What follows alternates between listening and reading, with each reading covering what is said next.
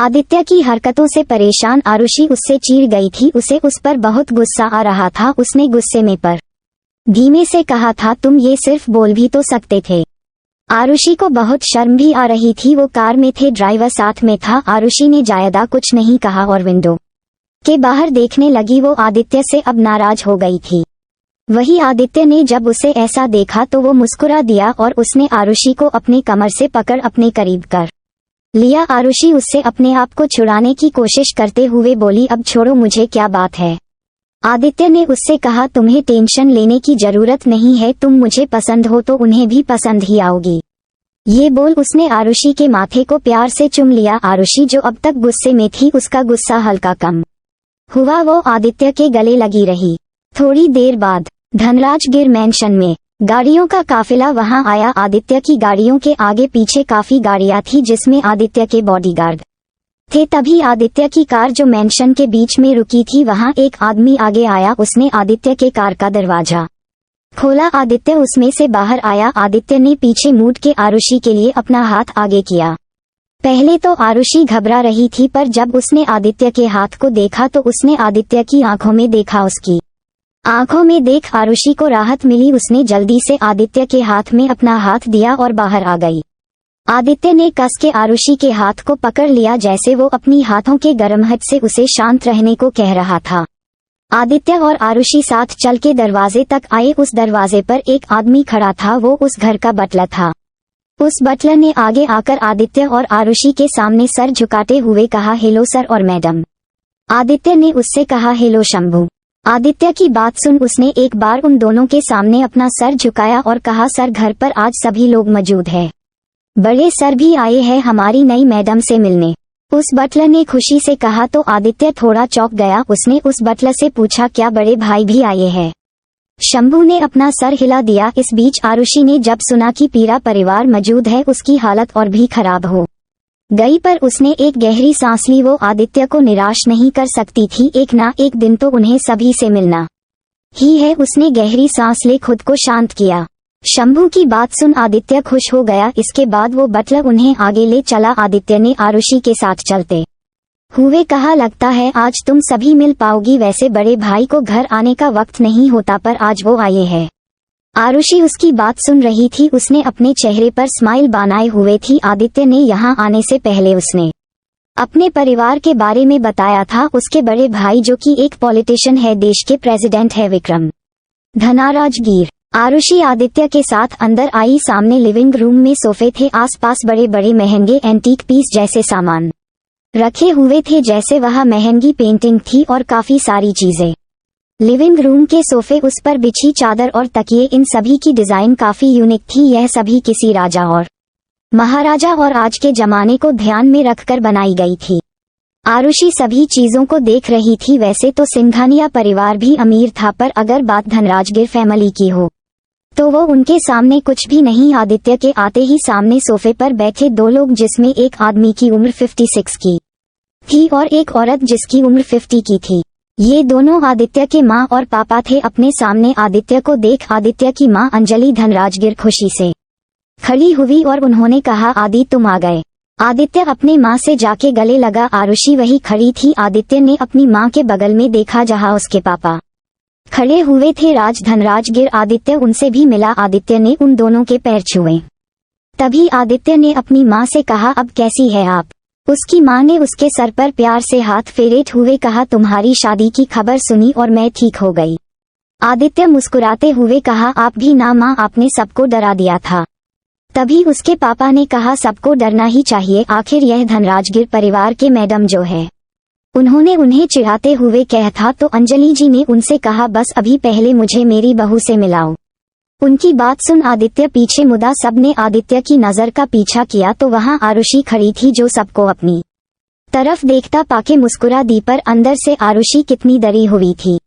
अंजलि जी ने उसे देखा। उसके भूरी आंखें, कमर तक आते बाल, पीले कलर का सलवार सूट, दुपट्टा सलीके से लिया हुआ था। उसे देख अंजलि जी ने कहा, बहुत खूबसूरत। आदित्य ये सुन मुस्कुरा दिया। उसने आरुषि के पास जाके उसका हाथ पकड़ा और उसे अपनी माँ और पापा के करीब लाया। आरुषि ने उन्हें नमस्ते किया और उनके पैर छुए।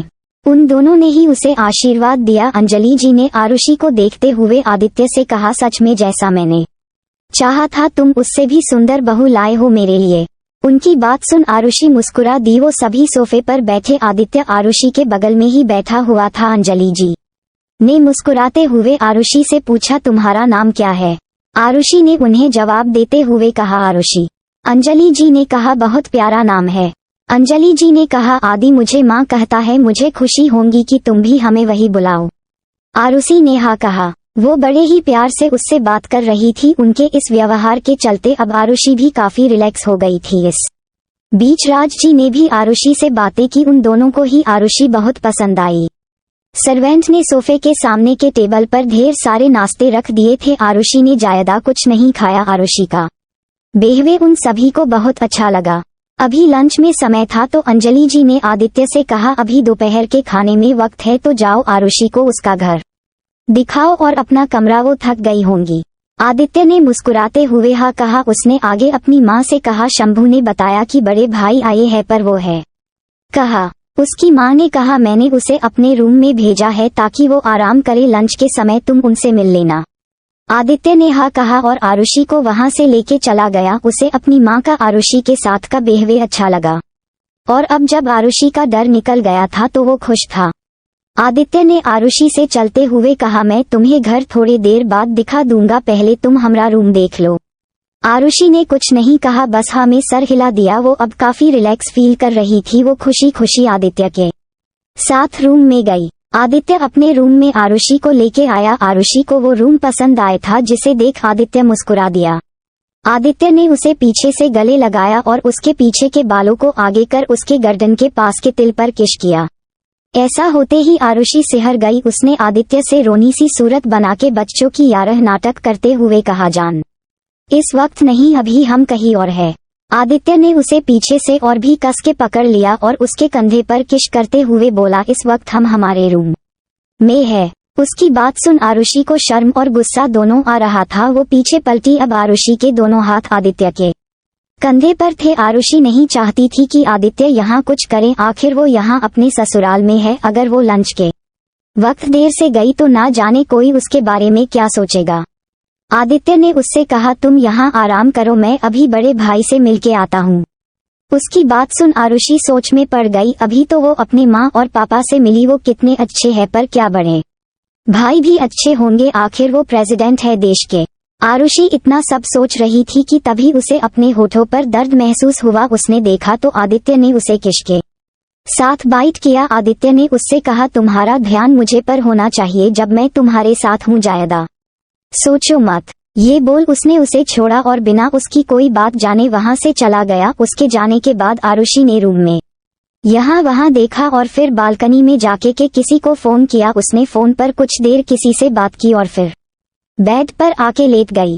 दूसरी तरफ आदित्य एक रूम के सामने खड़ा हुआ। उस रूम के बाहर गार्ड खड़े थे। उन गार्ड ने जब आदित्य को देखा तो इज्जत से अपना सर झुकाया। आदित्य ने अपना सर हिलाया और अंदर गया। आदित्य ने रूम में जाके यहाँ वहां देखा, वहां कोई नहीं था। आदित्य फिर उसी रूम में बने स्टडी रूम में चला गया। जैसा कि उसने सोचा था, उसका बड़ा भाई विक्रम वही था। विक्रम की उम्र 30 साल की थी। इतनी उम्र में उसका देश का प्रेसिडेंट बन जाना आसान नहीं था, पर वो ऐसा करना चाहता था। वो दिखने में बहुत हैंडसम था। उसके चीन पर एक तिल था जो कि उसके नजदीक जाने पर ही दिखाई देता था। विक्रम का ऑरा ही ऐसा था, सबसे अलग। आदित्य जब रूम में आया तो उसके आहत से विक्रम ने ऊपर देखा। वो उसे देख मुस्कुरा दिया। विक्रम ने आंखों पर चश्मा लगाया था और वो इस वक्त कोई डॉक्यूमेंट पढ़ रहा था।